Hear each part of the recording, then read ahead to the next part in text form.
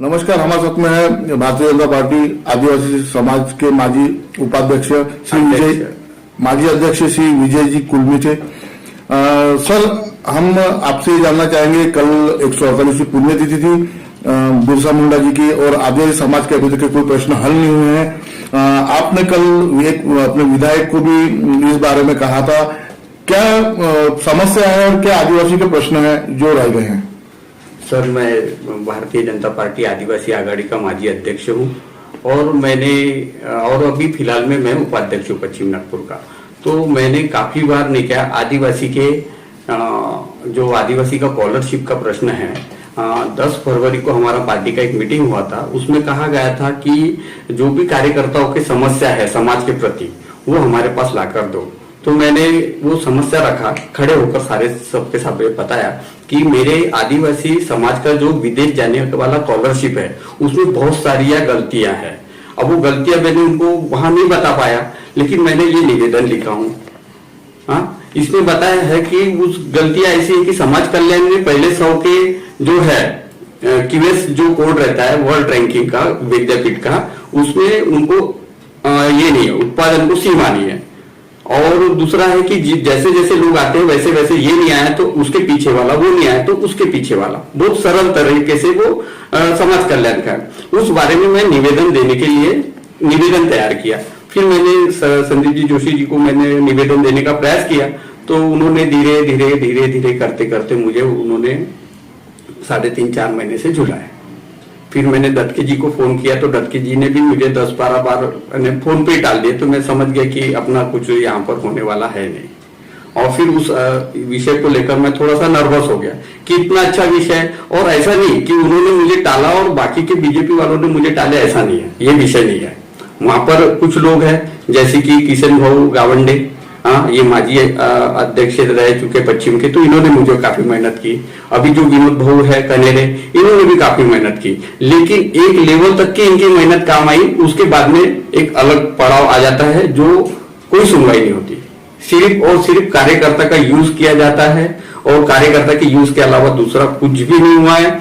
14 में मैंने लोगों के पैर पड़ा हूं, पैर पढ़ के गडकरी साहब को वोट मिले हैं हमारे बत्ती से। नए फुटारे से कभी भी वोटिंग होता नहीं था बीजेपी को, लेकिन उन्होंने मेरे पे जवाबदारी दी है। इस वजह से मैंने वो जवाबदारी लोगों को एक एक घर में जाकर मैंने पैर पढ़ा हूँ, और वो पैर पढ़ने की वजह से गडकरी साहब को इतना सारा वोट मिला है। और अभी बोलते कि लहर है, वैसे मुझे गडकरी साहब के बारे में कोई बोलना नहीं, बहुत अच्छे इंसान है वो, लेकिन विषय यह है कि हमारे कार्यकर्ताओं की कुछ भी सुनवाई नहीं होती। और आज हम इतना हताश, मैं अकेला नहीं हूं, ये सबका रोना है, लेकिन कैमरे के सामने कुछ ही लोग आके बताते, सब मेरे जैसे थोड़ी रहते, मुंहपट बोलने वाले कुछ लोग रहते हैं। तो वो ऐसा विषय है कंदरी। बड़ा दुख की बात है कि हमारे समाज को कुछ भी भाव नहीं है पार्टी में। पट्टे वाटप का है, पट्टे वाटप में कौन रहता है सर? झोपड़पट्टी में कौन रहता है? सिर्फ आदिवासी लोग रहते हैं, SC OBC रहते हैं। जब पट्टे देवेंद्र जी यहाँ पर निरंतर आकर बोलते थे आने के पहले कि मैं मालकी हक्क पट्टे दी, मालकी हक्क पट्टे दी, लेकिन जब पट्टे देने का टाइम आया तो उन्होंने भाड़े पट्टे दिए। वो भाड़े पट्टे का कोई भी काम नहीं है, बिना पट्टे का रहना और भाड़े पट्टे रखना, ये दोनों बातें एक जैसी है। पिछले विधानसभा में जब देवेंद्र जी यहाँ पे प्रचार करने आने वाले थे, तो मैंने पदाधिकारी को बताया कि सर इनको आने मत दो, बहुत इसका परिणाम अच्छा नहीं होगा। और वैसा ही हुआ, आए नहीं आए, फिर बाद में वो विषय यहाँ से बहुत कम मत मिले उनको। उस विषय को लेकर भी बड़ा ये है। और मेरे जैसे बहुत असंख्य मेरे जैसे ग्राउंड लेवल पर काम करने वालों के ऊपर ये पक्ष है, और हमारे समाज की आघाड़ी बनी है, सिर्फ और सिर्फ हमको चिंता बनाया जाता है। बहुत छोटा विषय है ये, बहुत बड़ा विषय नहीं है। ये विषय इतना छोटा है, एक चाहे ना तो उप मुख्यमंत्री साहब एक दिन में कर सकते हैं इसको, लेकिन उनके पास एक पत्र पहुंचाने के लिए मेरे को 4.5 महीने झूलना पड़ा। और ये पत्र एक बार मैंने उनको दिया भी, तो बहुत ज्यादा इस पर कुछ होने वाला नहीं है। जिस तरीके से उनका हमारे समाज के प्रति रवैया है, उस रवैया से मेरे को बहुत ज्यादा उम्मीद नहीं है। और हर साल देखो सर, ये 10 लोग हैं हमारे समाज के, 10 लोग आदिवासी लोग, विद्यार्थी विदेश नहीं जा पाते, मात्र 10 लोग, क्योंकि उसको इस तरीके से कठिन बना है। मैंने क्या मांगा था, सिर्फ सरल होना चाहिए। हर साल यदि 10 लोग चले गए, उनका देखकर बाकी के बच्चों को एक प्रेरणा मिलती है, कहीं ना कहीं समाज का विकास होता है। लेकिन ये विकास के नाम पर आते हैं, बिरसा मुंडा पर बढ़िया वो हार मल्लापन करेंगे, वाहवाही की लूटेंगे, लेकिन बात यदि हमारे समाज के विकास की आई तो इसमें 0% काम है उनका। नीचे की बात ले लो, नीचे समाज भवन का काम है, आदिवासी समाज भवन बना देने वाले बहुत बहुसंख्यीय आदिवासी नवीन फुटाड़ा जो फुटाड़ा में है, यहाँ के विधायक जी जो है विकास जी ठाकरे, वो उनके लिए फंड लाया है। सरकार है मनपा में बीजेपी की, लेकिन बीजेपी के लोग उसको रोक रहे हैं। कितने वर्षों से ये समस्या प्रलंबित है?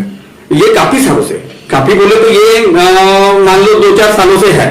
अभी जो इनकम बढ़ा है लोगों का, वेतन वगैरह लगे तो इनकम बढ़ गया, तो उसके वजह से ये 2-4 साल पकड़ लो।